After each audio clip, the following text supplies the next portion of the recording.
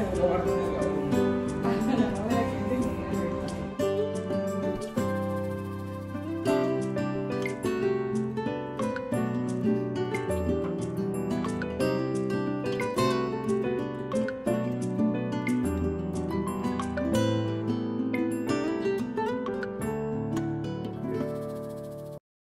dears, welcome back. Welcome to Suji's Lifestyle. ಹೇಗಿದ್ದೀರಾ?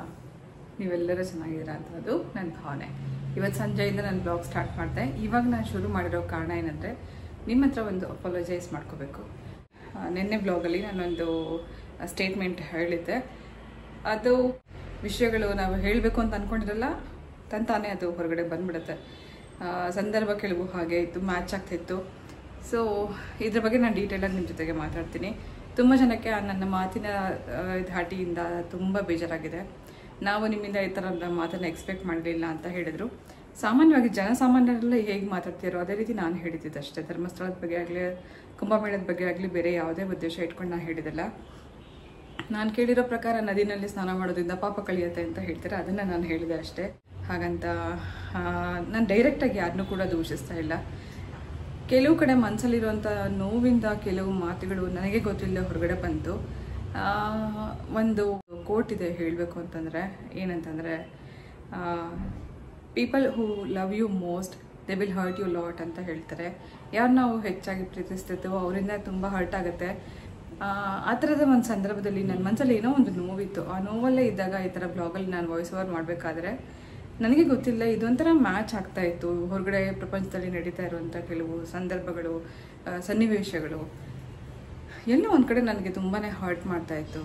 ಹೊರಗಡೆ ಪ್ರಪಂಚದಲ್ಲಿ ಅಷ್ಟೇ ಅಲ್ಲ, ಮನಸ್ಸಲ್ಲಿ ಕೂಡ ಎಲ್ಲೋ ಒಂದು ಕಡೆ ದ್ವಂದ್ವ ನಡೀತಾ ಇತ್ತು. ಆ ಸಂದರ್ಭದಲ್ಲಿ ನಾನು ಹೇಳಿದಷ್ಟೇ, ಯಾವುದೇ ಉದ್ದೇಶ ಇಟ್ಕೊಂಡು ಖಂಡಿತ ನಾನು ಹೇಳಿದೆಲ್ಲ.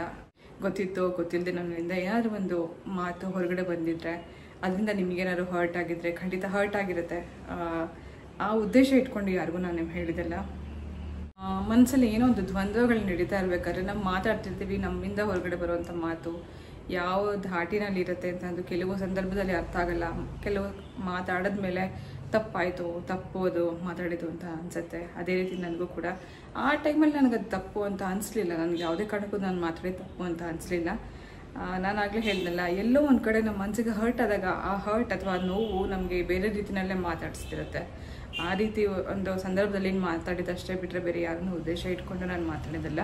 ದಯವಿಟ್ಟು ನನ್ನಿಂದ ತಪ್ಪಾಗಿದ್ರೆ ಅಥವಾ ನನ್ನಿಂದ ನಿಮಗೆ ಹರ್ಟ್ ಆಗಿದ್ರೆ ದಯವಿಟ್ಟು ಕ್ಷಮಿಸಿ ಅಂತ ಕೇಳ್ಕೊತೀನಿ. ಏನಂದರೆ ನಾನು ಬ್ಲಾಗಲ್ಲಿ ಮಾತಾಡಬೇಕಾದ್ರೆ ಸಾಮಾನ್ಯವಾಗಿ ಎಲ್ಲರೂ ಮಾತಾಡೋ ಹಾಗೆ ಮಾತಾಡ್ತೀನಿ. ಸ್ಕ್ರಿಪ್ಟೆಡ್ ಅಲ್ಲ, ಅಥವಾ ಇದನ್ನೇ ಹೇಳಬೇಕು ಅಂತ ಅಂದ್ಕೊಂಡು ನಾನು ಹೇಳಿರಲ್ಲ. ವಾಯ್ಸ್ ಓವರ್ ಮಾಡಬೇಕಾದ್ರೆ ನನ್ನ ಮನಸ್ಸಿಗೆ ಏನು ಬರ್ತಿರುತ್ತೋ ಅದನ್ನು ನಿಮ್ಮ ಜೊತೆಗೆ ಹಂಚ್ಕೋತಿರ್ತೀನಿ ಅಷ್ಟೇ ಬಿಟ್ಟರೆ ಬೇರೆ ಯಾವುದೇ ಉದ್ದೇಶ ಇಟ್ಕೊಂಡಾಗಲಿ ಅಥವಾ ಯಾರನ್ನೋ ಒಂದು ಪಾಯಿಂಟ್ ಮಾಡಿ ಆಗಲಿ ನಾನು ಎಲ್ಲೂ ಕೂಡ ಮಾತಾಡೋಕ್ಕೆ ಹೋಗಿಲ್ಲ. ಎಲ್ಲೋ ನನ್ನ ಮನಸ್ಸಿನ ನೋವನ್ನು ಹೇಳ್ಕೊತಾ ಅದು ಬೇರೆಯವ್ರಿಗೆ ಅದು ಹರ್ಟ್ ಆಗಿದೆ ಅಂತ ನನಗೆ ಅನ್ನಿಸ್ತು ಕೆಲವು ಕಮೆಂಟ್ಸ್ನ ಓದಿದಾಗ.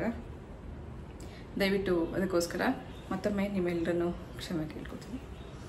ಸೊ ಸಂಜೆ ಆಗಿದೆ, ಟೀ ಮಾಡೋಕ್ಕೆ ಇಟ್ಟಿದ್ದೀನಿ, ಸಾಯಂಕಾಲ ಆಗಿದೆ. ಇವತ್ತಿನ ಬ್ಲಾಗ್ ಕಂಟಿನ್ಯೂ ಮಾಡೋಣ.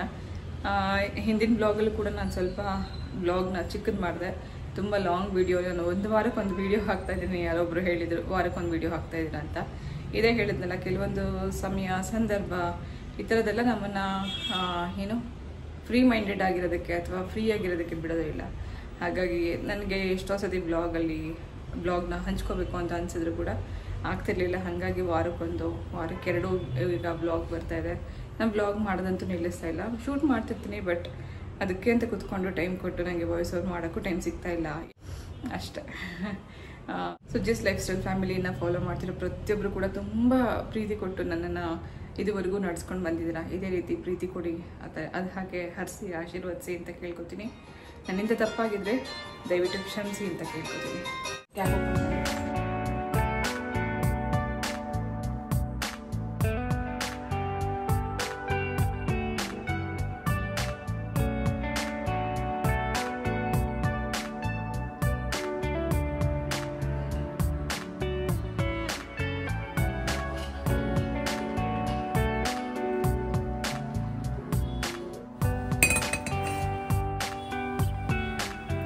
ಒಂದು ಬ್ರೇಕ್ಫಾಸ್ಟ್ ರೆಸಿಪಿ ನೋಡ್ಕೊಂಬರೋಣ. ಇದೊಂದು ಸೈಡ್ ಡಿಶ್ ರೆಸಿಪಿ. ಮೊದಲನೇದಾಗಿ ಮಸಾಲ ಹುರ್ಕೋತಾ ಇದ್ದೀನಿ. ಒಂಚೂರು ಎಣ್ಣೆಯಲ್ಲಿ ಚಕ್ಕೆ, ಲವಂಗ, ಏಲಕ್ಕಿ, ಸೋಂಪು, ಶುಂಠಿ, ಬೆಳ್ಳುಳ್ಳಿ, ಹಸಿರು ಮೆಣಸಿನ್ಕಾಯಿ, ಈರುಳ್ಳಿ ಇದಿಷ್ಟನ್ನು ಸಣ್ಣ ಊರಿನಲ್ಲಿ ಸ್ವಲ್ಪ ಹೊತ್ತಿದೆಲ್ಲ ಮೆತ್ತಗಾಗೋವರೆಗೂ ಹುರ್ಕೋಬೇಕು. ಈ ಹಸಿ ಏನು ವಾಸನೆ ಏನಿರುತ್ತೆ ಅದೆಲ್ಲ ಹೋಗೋವರೆಗೂ ಹುರ್ಕೊಂಡ ನಂತರ ಒಂದು ಸ್ವಲ್ಪ ಪುದೀನ, ಕೊತ್ತಂಬರಿ, ಕರಿಬೇವು ಇದನ್ನು ಕೂಡ ಹಾಕಿ ಒಂದು ಸ್ವಲ್ಪ ಇದನ್ನು ಬಾಡಿಸ್ಕೊಳ್ಳೋಣ.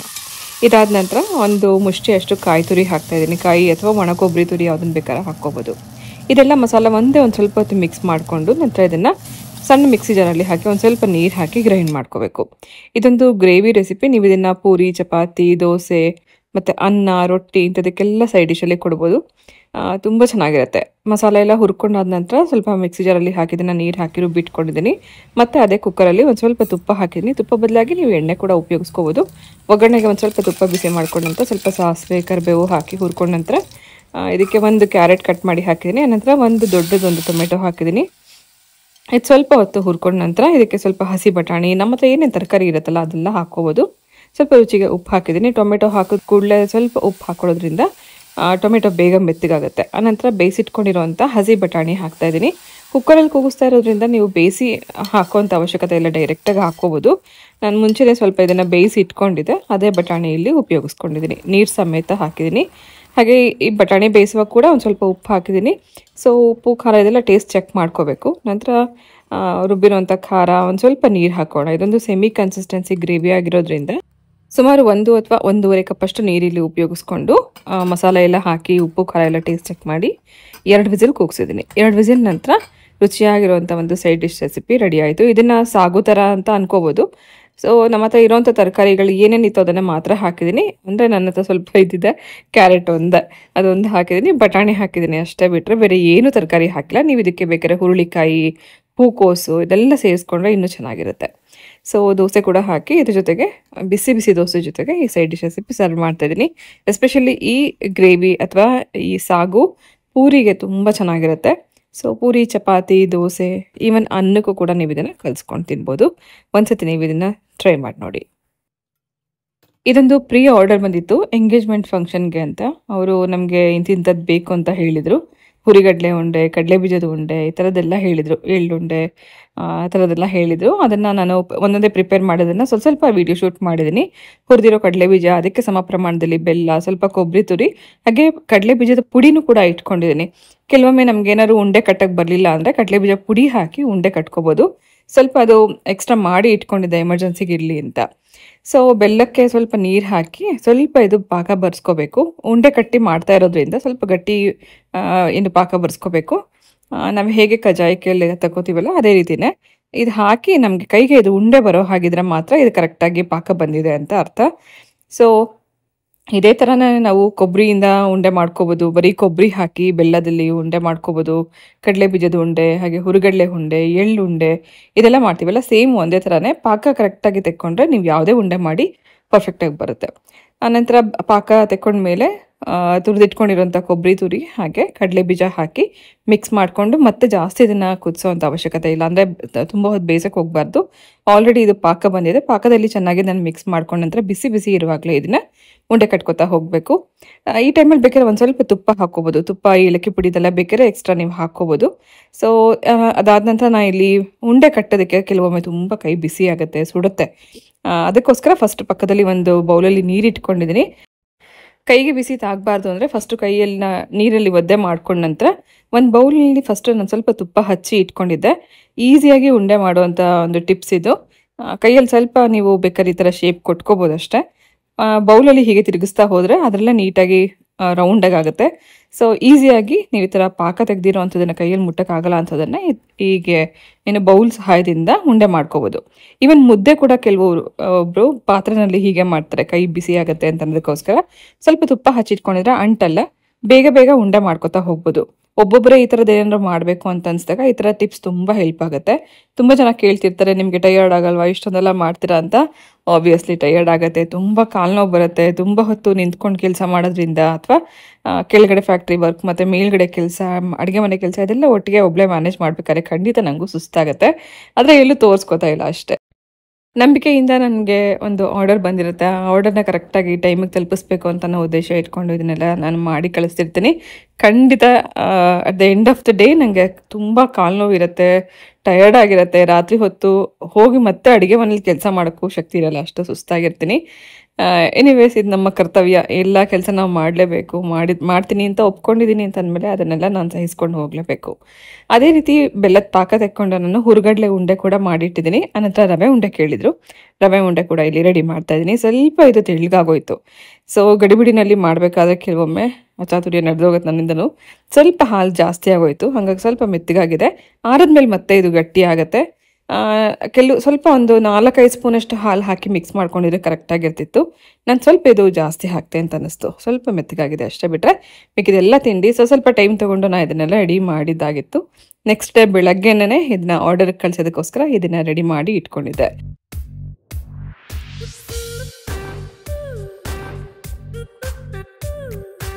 ಬಿಸಿಲು ನೋಡಿ ಎಷ್ಟು ಜೋರಾಗಿದೆ ಅಂತ. ಫೆಬ್ರವರಿ ಮಂತಲ್ಲಿ ಸಿಕ್ಕಾಪಟ್ಟೆ ಬಿಸಿಲು. ಇನ್ನೂ ಸ್ಟಾರ್ಟಿಂಗ್, ಇನ್ನು ಇದು ಫಸ್ಟ್ ವೀಕ್, ಆವಾಗಲೇ ಎಷ್ಟು ಜೋರು ಬಿಸಿಲಿದೆ. ಹಪ್ಪಳ, ಸಂಡಿಗೆ, ಉಪ್ಪಿನಕಾಯಿ ಎಲ್ಲರ ಮನೇಲೂ ಈಗಾಗಲೇ ತಯಾರಿ ನಡೀತಾ ಇದೆ. ಜೋರಾಗಿ ತಯಾರಿಗಳು ನಡೆಸ್ತಾ ಇದ್ದೀರಾ ಎಲ್ಲ ಗೊತ್ತಾಗ್ತಿರತ್ತೆ. ಬೈ ದ ವೇ, ನಾನು ಕೂಡ ಹಪ್ಪಳ, ಸಂಡಿಗೆ, ಉಪ್ಪಿನಕಾಯಿ ಪ್ರಿಪ್ರೇಷನ್ ಮಾಡ್ತಾ ಇದ್ದೀನಿ ಸ್ವಲ್ಪನೇ. ತುಂಬ ಜನ ಆರ್ಡರ್ ಕೂಡ ಕೇಳಿದರು. ಅಷ್ಟೊಂದು ಆರ್ಡರ್ಸ್ ಎಲ್ಲ ನಾನು ಮಾಡ್ಕೊಡೋಕ್ಕಾಗಲ್ಲ. ಸ್ವಲ್ಪ ಪ್ರಮಾಣದಲ್ಲಿ ಮನೆಗೋಸ್ಕರ ಮಾಡ್ತಾ ಇದ್ದೀನಿ. ಹಾಗೆ ಚಿಕನ್ ಪಿಕಲ್ ಮಾಡಿದ್ದೆ. ಒಬ್ಬರು ರೀಸೆಂಟಾಗಿ ಬೇಕೇ ಬೇಕು ಅಂತ ಕೇಳಿದರು, ಅವ್ರಿಗೋಸ್ಕರ ಒಂದು ಸ್ವಲ್ಪ ಮಾಡಿ ಕಳಿಸಿದ್ದೆ. ಈ ಥರದ್ದೆಲ್ಲ ಕರಿಯುವಂಥ ತಿಂಡಿ, ಇಂಥದ್ದೆಲ್ಲ ತಿಂಡಿ ಮಾಡ್ಬೇಕಾದ್ರೆ ತುಂಬ ಗ್ರೀಸಿ ಆಗುತ್ತೆ ಕಿಚನೆಲ್ಲ. ಸೊ ವೀಕ್ಲಿ ಒಂದು 2 ಸರ್ತಿ ಅಂತೂ ನಾನು ಕಿಚನ್ ಕ್ಲೀನ್ ಮಾಡ್ತಿರ್ತೀನಿ. ಎಷ್ಟು ಅಂಟಾಗಿದೆ ನೀವು ನೋಡ್ತಿರ್ಬೋದು. ಫಿಲ್ಟರ್ನ ನಾನು ಡಿಶ್ ವಾಷರಲ್ಲೇ ವಾಶ್ ಮಾಡ್ತೀನಿ. ಆದರೆ ಇದನ್ನೆಲ್ಲ ಸ್ವಲ್ಪ ಕೈಯಲ್ಲೇ ಉಜ್ಜಿ ತೊಳಿಬೇಕಾಗುತ್ತೆ. ಅಂದರೆ ಕೈಯಲ್ಲೇ ಉಜ್ಜಿ ಕ್ಲೀನ್ ಮಾಡ್ಕೋಬೇಕು. ಸೊ ಇದಕ್ಕೆ ನಾನು ಉಪಯೋಗಿಸೋದು ಮಿಸ್ಟರ್ ಮಜಲ್. ಇದರಲ್ಲಿ ತುಂಬ ಚೆನ್ನಾಗಿ ಗ್ರೀಸ್ ಎಲ್ಲ ಹೊಟ್ಟೋಗುತ್ತೆ. ಸ್ವಲ್ಪ ಹೊತ್ತು ಇದನ್ನು ಹಚ್ಚಿಬಿಟ್ಟು ಆನಂತರ ನಾವು ಇದನ್ನು ಒರೆಸ್ಕೊಂಡ್ರೆ ಸಾಕು, ಬೇಗ ಗ್ರೀಸ್ ಎಲ್ಲ ಕ್ಲೀನ್ ಆಗುತ್ತೆ. ಈವನ್ ಕಿಚನ್ ಸ್ಟವ್ ಹಿಂದೆಗಡೆ ಇರುವಂಥ ಗೋಡೆ ಮೇಲೂ ಕೂಡ ಕೆಲವೊಮ್ಮೆ ಏನಾದರೂ ಜಿಡ್ಡಿದೆ ಅಥವಾ ಕೊಳೆ ಇದೆ ಅಂತ ಅನಿಸಿದ್ರೆ ಇದೇ ಮಿಸ್ಟರ್ ಮಜಲ್ನ ಉಪಯೋಗಿಸ್ಕೋಬೋದು. ಮಲ್ಟಿಪರ್ಪಸ್ ಥರ ನಮಗಿದೆ. ಕಿಚನ್ ಕ್ಲೀನಿಂಗಿಗೆ, ಎಲ್ಲ ರೀತಿ ಕ್ಲೀನಿಂಗಿಗೂ ಮಿಸ್ಟರ್ ಮಜಲ್ ತುಂಬ ಚೆನ್ನಾಗಿದೆ. ನಾನು ತುಂಬ ವರ್ಷಗಳಿಂದ ಇದನ್ನು ಬಳಸ್ತಾ ಇದ್ದೀನಿ. ನೋಡಿ ಎಷ್ಟು ಕ್ಲೀನ್ ಆಗಿದೆ ಅಂತ. ಮುಂಚೆ ಎಷ್ಟು ಜಿಡ್ಡಿತ್ತು. ಸೊ ಫಿಲ್ಟರ್ ಕೂಡ ಡಿಶ್ ವಾಷರಲ್ಲಿ ಕ್ಲೀನ್ ಆಗ್ತಿದೆ. ಹಾಗೆ ಇವತ್ತೊಂದು ಸ್ಪೆಷಲ್ ರೆಸಿಪಿ ಶೇರ್ ಮಾಡ್ತಿದ್ದೀನಿ. ಅದು ನೀವು ಕೇಳಿರ್ಬೋದು, ನಾರ್ತ್ ಇಂಡಿಯಾದ ಒಂದು ಫೇಮಸ್ ರೆಸಿಪಿ. ಅದು ಮಾಕಿ ದಾಲ್ ಅಂತ ಮಾಡ್ತಾರೆ, ಅಥವಾ ದಾಲ್ ಮಖನಿ ಅಂತ ಮಾಡ್ತಾರೆ. ಎಸ್ಪೆಷಲಿ ಅದನ್ನು ಮಾಡೋದು ಉದ್ದಿನ ಕಾಳಿಂದ. ಆದರೆ ಇದನ್ನು ನಾನಿವತ್ತು ಹೆಸರು ಕಾಳಿಂದ ಮಾಡ್ತಾ ಇದ್ದೀನಿ. ಹೆಸರು ಕಾಳನ್ನು ರಾತ್ರಿನೇ ನೆನೆಸಿ ಇಟ್ಟಿದ್ದೆ. ಅದನ್ನು ಫಸ್ಟ್ ಕುಕ್ಕರಲ್ಲಿ ಕೂಗಿಸ್ಕೊಂಬೇಡ.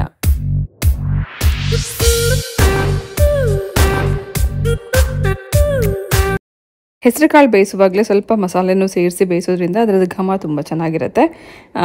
ಒಂದು 4-5 ಕಾಳಷ್ಟು ಕಾಳು ಮೆಣಸು, 1 ಪೀಸ್ ಚಕ್ಕೆ, 2 ಏಲಕ್ಕಿ, 4 ಲವಂಗ ಹಾಕಿದ್ದೀನಿ. ಇದು ಟೀ ಇನ್ಫ್ಯೂಸರ್. ಮಸಾಲೆ ಬೇಯಿಸೋಕ್ಕೂ ಉಪಯೋಗಿಸ್ಕೋಬೋದು, ಅಥವಾ ಬ್ಲ್ಯಾಕ್ ಟೀ ಮಾಡುವಾಗ ಕೂಡ ಇದರೊಳಗಡೆಗೆ ಟೀ ಪುಡಿ ಹಾಕಿ ನೀರಲ್ಲಿ ಕುದಿಸ್ಕೊಳ್ಳೋದ್ರಿಂದ ಬ್ಲ್ಯಾಕ್ ಟೀ ರೆಡಿ ಆಗುತ್ತೆ. ಆ ಥರ ನೀವು ಮಾಡ್ಕೊಳ್ಳೋದಕ್ಕೆ ಇದನ್ನು ಉಪಯೋಗಿಸ್ಕೋಬೋದು. ನಾನು ಇದನ್ನು ಅಮೆಝಾನಿಂದ ತರಿಸಿದ್ದೆ. ಆನಂತರ ಇದ್ರ ಜೊತೆಗೆ ಒಂದು ಪಲಾವ್ ಎಲೆ, ರುಚಿಗೆ ತಕ್ಕಷ್ಟು ಉಪ್ಪು ಹಾಕಿದ್ದೀನಿ. ಕಾಳನ್ನು ನಾವು ನೆನೆಸ್ಬಿಟ್ಟೆ ಮಾಡಬೇಕು ಅಂತ ಏನಿಲ್ಲ. ನಾನು ರಾತ್ರಿನೇ ನೆನೆಸಿ ಇಟ್ಕೊಂಡಿದ್ದೆ. ನೀವು ನೆನೆಸದೆ ಮಾಡಬೇಕು ಅಂದರೆ ಆವಾಗಲೇ ಹೆಸರು ಕಾಳನ್ನು ತೊಳೆದ್ಬಿಟ್ಟು ಕೂಡ ಹಾಕಿ ಬೇಯಿಸ್ಕೋಬೋದು. ಸ್ವಲ್ಪ 1-2 ವಿಸಿಲ್ ಜಾಸ್ತಿ ಕೂಗಿಸ್ಕೋಬೇಕು. ಕಾಳು ನೆನೆಸಿದ್ರೆ ಬೇಗನೆ ಬೆಂದೋಗುತ್ತೆ. ಕಾಳು ನೆನೆಸಿಲ್ಲ ಅಂದರೆ 1-2 ವಿಸಿಲ್ ಕೂಗಿಸ್ಕೊಂಡ್ರೆ ಕರೆಕ್ಟಾಗಿ ಬೆಂದಿರುತ್ತೆ. ನಾನು ಇದನ್ನು ಮುಳುಗೋಷ್ಟು ನೀರು ಹಾಕಿ 2 ವಿಸಿಲ್ ಕೂಗಿಸ್ಕೊಂಡಿದ್ದೀನಿ. 2 ವಿಸಿಲ್ಗೆ ನೀರೆಲ್ಲ ಹೀರ್ಕೊಂಡು ನೋಡಿ ಕರೆಕ್ಟಾಗಿ ಇದು ಬೆಂದಿದೆ. ತುಂಬ ಮ್ಯಾಶಿ ಆಗೋದು ಬೇಡ, ಸ್ವಲ್ಪ ಕಾಳು ಬಾಯಿಗೆ ಸಿಗೋ ಹಾಗೇ ಇರಲಿ. ಈ ರೀತಿ ಆದರೆ ಸಾಕು. ನಂತರ ಇದರಲ್ಲಿರುವಂಥ ಮಸಾಲೆ ಎಲ್ಲ ಸಪ್ರೇಟ್ ಮಾಡ್ಕೊಂಡು ಅದರದ್ದು ಫ್ಲೇವರ್ ಇದರಲ್ಲಿ ಆ್ಯಡ್ ಆಗಿರುತ್ತೆ, ಅಷ್ಟೇ ಸಾಕು. ಆನಂತರ ಒಗ್ಗರಣೆಗೋಸ್ಕರ 1 ಸ್ಪೂನಷ್ಟು ಎಣ್ಣೆ, 1 ಸ್ಪೂನಷ್ಟು ತುಪ್ಪ ಹಾಕ್ತಾಯಿದ್ದೀನಿ. ತುಪ್ಪ ಬೇಡ ಅಂತನವರು ಬರೀ ಎಣ್ಣೆನಲ್ಲೇ ಒಗ್ಗರಣೆ ಮಾಡ್ಕೋಬೋದು. ಹಾಗೆ ಒಂದು 3 ಅಥವಾ 4 ಹಸಿರು ಮೆಣಸಿನಕಾಯಿಯನ್ನು ಸಣ್ಣದಾಗಿ ಕಟ್ ಮಾಡಿ ಹಾಕಿದ್ದೀನಿ. 1 ಸಣ್ಣ ಸ್ಪೂನಷ್ಟು ಶುಂಠಿ ಬೆಳ್ಳುಳ್ಳಿ ಪೇಸ್ಟ್ ಹಾಕಿ ಫಸ್ಟ್ ಇದನ್ನು ಸ್ವಲ್ಪ ರಾ ಸ್ಮೆಲ್ ಹೋಗುವವರೆಗೂ ಹುರ್ಕೋಬೇಕು. ಈ ಒಂದು ರೆಸಿಪಿ ಏನಿದೆ ದಾಲ್ ಮಖನಿ ಅಂತ ಏನು ಹೇಳಿದೆ, ಅದನ್ನು ಎಸ್ಪೆಷಲಿ ಉದ್ದಿನ ಕಾಳಿಂದನೇ ಮಾಡೋದ್ರಿಂದ ಟೇಸ್ಟ್ ತುಂಬ ಚೆನ್ನಾಗಿರುತ್ತೆ ಅಂತ ಹೇಳ್ತಾರೆ. ಆದರೆ ಇವತ್ತು ನಾನು ಹೆಸರು ಕಾಳಿಂದ ಟ್ರೈ ಮಾಡಿದೆ, ತುಂಬ ಚೆನ್ನಾಗಿ ಬಂದಿತ್ತು. ನೀವು ಕೂಡ ಇದನ್ನು ಟ್ರೈ ಮಾಡಿ ನೋಡಿ. ಹಾಗೆ ಶುಂಠಿ ಬೆಳ್ಳುಳ್ಳಿ ಪೇಸ್ಟ್ ಹುರ್ಕೊಳ್ಳೋಂಥ ಟೈಮಲ್ಲೇ ಒಂದು 1/4 ಸ್ಪೂನಷ್ಟು ಇಂಗು ಹಾಕಿದ್ದೀನಿ. ಇಂಗು ಹಾಕಿ ಇದ್ರ ಜೊತೆಗೆ ಒಂದು ದೊಡ್ಡ ಈರುಳ್ಳಿ ಕಟ್ ಮಾಡಿ ಹಾಕಿ ಫ್ರೈ ಮಾಡ್ಕೋಬೇಕು. ಈರುಳ್ಳಿ ಚೆನ್ನಾಗಿ ಒಂದು ಸ್ವಲ್ಪ ಹೈ ಫ್ಲೇಮಲ್ಲೇ ಇದನ್ನು ಹುರ್ಕೋಬೇಕು. ಸೊ ಈ ಥರದ್ದೆಲ್ಲ ರೆಸಿಪೀಸ್ ನಾವು ನಮ್ಮ ಢಾಬಾ ಇದ್ದಾಗ ನಾನು ಅವಾಗವಾಗ ತರಿಸ್ತಾ ಇದ್ದೆ. ದಾಲ್ ಮಖನಿ ಇರ್ಬೋದು, ಅಥವಾ ಪಂಜಾಬಿ ಡಿಶಸ್ ನಾವು ತುಂಬ ಮಾಡ್ತಾಯಿದ್ವಿ. ಆ ಥರದ್ದೆಲ್ಲ ರೆಸಿಪೀಸ್ ನಾನು ಇವಾಗ ತುಂಬ ಮಿಸ್ ಮಾಡ್ಕೋತೀನಿ ನಮ್ಮ ಹೋಟೆಲ್ದು ಅಂತಲೇ ಹೇಳ್ಬೋದು. ತಂದೂರಿ ರೋಟಿ ಈ ಥರದ್ದೆಲ್ಲ ನಾವು ಮಾಡ್ತಾಯಿದ್ವಿ. ಅದೆಲ್ಲ ತುಂಬ ನೆನಪಾಗುತ್ತೆ ನನಗೆ ಅವಾಗವಾಗ. ಓಕೆ, ಈರುಳ್ಳಿ ಹುರಿಯುವಂಥ ಟೈಮಲ್ಲೇ ಇದಕ್ಕೆ ಒಂದು ಸ್ವಲ್ಪ ಅರಿಶಿನ, 1 ಟೀ ಸ್ಪೂನಷ್ಟು ರೆಡ್ ಚಿಲ್ಲಿ ಪೌಡರ್, 1/4 ಸ್ಪೂನಷ್ಟು ಧನಿಯಾ ಪುಡಿ ಹಾಕಿದ್ದೀನಿ. ಈ ಮಸಾಲ ಈರುಳ್ಳಿ ಜೊತೆ ಹುರ್ಕೊಳ್ಳುವಾಗ ಸ್ವಲ್ಪ ಕೆಲವೊಮ್ಮೆ ಇದು ತಳ ಅಂಟತ್ತೆ. ಆ ಟೈಮಲ್ಲಿ ಒಂದು ಸ್ವಲ್ಪ ತಕ್ಷಣ ನೀರು ಹಾಕೊಳ್ಳೋದ್ರಿಂದ ಸೀದ್ ಹೋಗಲ್ಲ, ಜೊತೆಗೆ ತಳ ಹಿಡಿಯಲ್ಲ. ಒಂದು ಸ್ವಲ್ಪ ನೀರು ಹಾಕಿ ಇದನ್ನು ಕುದಿಸ್ಕೊಳ್ಳೋಣ. ಈ ಮಸಾಲ ಒಂದು ಸ್ವಲ್ಪ ಎಣ್ಣೆ ಬಿಡೋವರೆಗೂ ಕುದಿಸ್ಕೋಬೇಕು. ಇದಕ್ಕೆ ಮೇಯ್ನಾಗಿ ಹಾಕಬೇಕಾಗಿರೋದು ಏನಂದರೆ, ದಾಲ್ ಮಖನಿನಲ್ಲಿ ಒಂದು ಒಳ್ಳೆ ರುಚಿ ಕೊಡೋದೆ ಮೊಸರು, ಕ್ರೀಮ್, ತುಪ್ಪ, ಬೆಣ್ಣೆ ಈ ಥರದ್ದೆಲ್ಲ ಇದ್ದಾಗಲೇ ಇದು ಒಂದು ರಿಚ್ ರೆಸಿಪಿ ಅಂತ ಅನ್ನಿಸ್ಕೊಳ್ಳುತ್ತೆ. ನಾವು ತುಪ್ಪ ಆಲ್ರೆಡಿ ಒಗ್ಗರಣೆಗೆ ಹಾಕಿದ್ವಿ. ಇವಾಗ ಮೊಸರು ಹಾಕ್ತಾ ಇದ್ದೀನಿ. ಮೊಸರನ್ನ ಈ ರೀತಿ ಬೀಟ್ ಮಾಡಿ ಹಾಕೊಳ್ಳೋಣ. ಬೀಟ್ ಮಾಡಿ ಹಾಕೋದ್ರಿಂದ ನಾವು ಬಿಸಿಗೆ ಹಾಕಿದ ಕೂಡಲೇ ಅದು ಒಡೆಯಲ್ಲ. ಸೊ ನೀಟಾಗಿ ಅದು ಬ್ಲೆಂಡ್ ಆಗುತ್ತೆ. ಮೊಸರು ಹಾಕಿ ತಕ್ಷಣವೇ ನಾವು ಮಿಕ್ಸ್ ಮಾಡ್ಕೋಬೇಕು. ನೋಡಿ, ಇದು ಇಲ್ಲಿ ಆಯಿಲ್ ಸಪ್ರೇಟ್ ಆಗಿದೆ ಅಂದರೆ ಈ ಮಸಾಲೆ ಚೆನ್ನಾಗಿ ಕುದ್ದಿದೆ ಅಂತ ಅರ್ಥ. ಈ ಟೈಮಲ್ಲಿ ನಾನು ಇದಕ್ಕೆ ಮೊಸರು ಹಾಕ್ತಾ ಇದ್ದೀನಿ. ಸೊ ಮೊಸರು ಹಾಕಿದ ಕೂಡಲೇ ಇಮ್ಮಿಡಿಯೇಟಾಗಿ ನಾವು ಇದನ್ನು ಸ್ಟಿರ್ ಮಾಡ್ತಾ ಹೋಗಬೇಕು. ಈ ಟೈಮಲ್ಲಿ ಉರಿ ಕಡಿಮೆ ಇಟ್ಕೋಬೇಕು. ಮೊಸರು ಹಾಕಿ ಸ್ವಲ್ಪ ಮಿಕ್ಸ್ ಮಾಡ್ಕೊಂಡ ತಕ್ಷಣ ನಾನು ಇದಕ್ಕೆ ಬೇಯಿಸಿಟ್ಕೊಂಡಿರುವಂಥ ಹೆಸರು ಕಾಳು ಹಾಕ್ತಾಯಿದ್ದೀನಿ. ಇದು ಇನ್ಸ್ಟೆಂಟಾಗಿ ಅಥವಾ ದಿಢೀರಾಗಿ ಮಾಡುವಂಥ ಅಡುಗೆ ಅಂತಲ್ಲ, ಸ್ವಲ್ಪ ಸಮಯ ಹಿಡಿಯುತ್ತೆ. ಸ್ವಲ್ಪ ಪೇಷನ್ಸಿಂದ ಮಾಡ್ಕೋಬೇಕು. ಅಥವಾ ವೀಕೆಂಡಲ್ಲಿ ಸ್ಪೆಷಲಾಗಿ ಏನಾದ್ರು ಮಾಡಬೇಕು ಅಂತ ಅನ್ಸೋವಂಥ ಟೈಮಲ್ಲಿ ನೀವು ಇದನ್ನು ಟ್ರೈ ಮಾಡಿ, ತುಂಬ ಚೆನ್ನಾಗಿರುತ್ತೆ.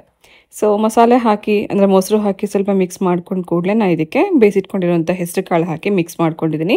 ಇವಾಗ ನಾವು ಇದಕ್ಕೆ ಸ್ವಲ್ಪ ನೀರು ಹಾಕೋಣ. ನೋಡಿ, ನೀರೆಲ್ಲ ಹೀರ್ಕೊಂಡ್ಬಿಟ್ಟಿದೆ, ಸ್ವಲ್ಪನೂ ಇಲ್ಲ.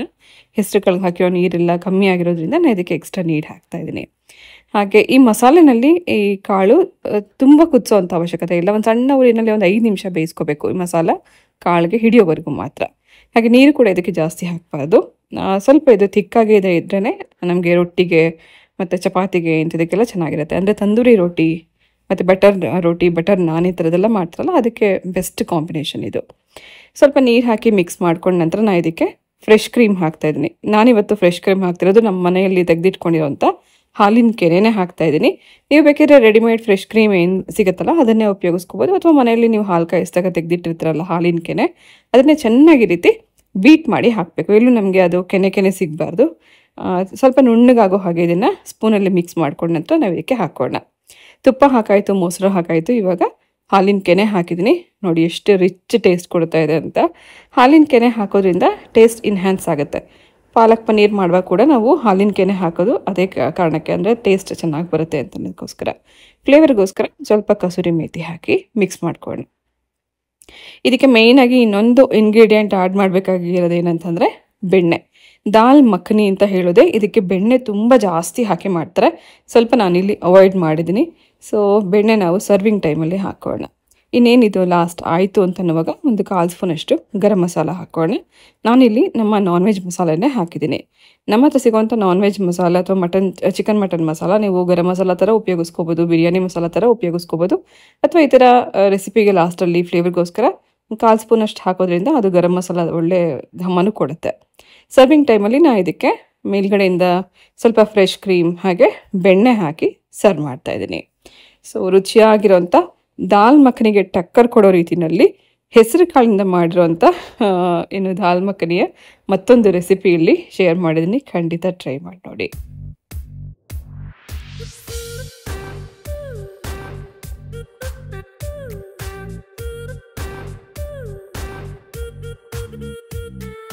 ನಿಮಗೆ ಗೊತ್ತಾ, ಇದಿಷ್ಟಕ್ಕೆ ಹೋಟೆಲಲ್ಲಿ 250 ರೂಪಾಯಿ ಚಾರ್ಜ್ ಮಾಡ್ತಾರೆ. ಯಾಕೆ ಅಂದರೆ ಇದರಲ್ಲಿ ಹಾಕಿರೋಂಥ ಎಲ್ಲ ಇಂಗ್ರೀಡಿಯೆಂಟ್ ಕಾಸ್ಟ್ಲಿ ಅಂತ. ಅಂದರೆ ತುಪ್ಪ, ಬೆಣ್ಣೆ, ಮೊಸರು ಮತ್ತು ಹಾಲಿನ ಕೆನೆ ಇದೆಲ್ಲ ಹಾಕಿರೋದ್ರಿಂದನೇ ರಿಚ್ ಆಗಿರೋಂಥ ಟೇಸ್ಟ್ ಇರೋದ್ರಿಂದನೇ ಇದಕ್ಕೆ ಬೆಲೆ ಜಾಸ್ತಿ. ಈಸಿಯಾಗಿ ನೀವು ಹೇಗೆ ಮನೇಲಿ ಮಾಡ್ಕೋಬೋದು ಅಂತ ತೋರಿಸಿದ್ದೀನಿ.